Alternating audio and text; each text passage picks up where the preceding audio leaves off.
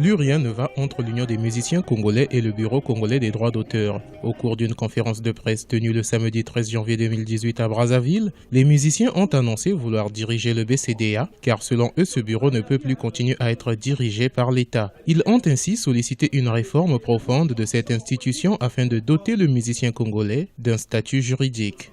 Cette structure qui est régie par une loi qui est devenue caduque doit s'arrimer à d'autres sous d'autres cieux, tels la SOCODA en RDC, tels la SACEM en France, qui fait que les artistes ont une plus large participation dans la gestion et les recettes sont gérées de façon autonome. Tout en rappelant que la clé de répartition est 35% pour le fonctionnement du BCDA et 65% sont repartis aux artistes musiciens au Congo-Brazzaville. C'est tout le contraire qui se fait.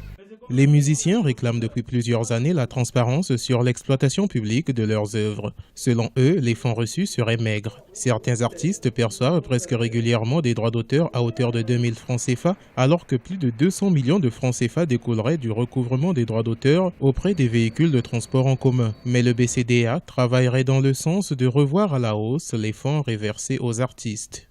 Dans aucune structure de droits d'auteur au monde, la gestion est confiée aux sociétaires. Les administrateurs soient nantis d'un peu plus d'autorité pour faire en sorte que l'assiette au niveau du recouvrement soit élargie et que les montants aujourd'hui considérés comme un peu faibles prennent de l'ascenseur, je veux dire.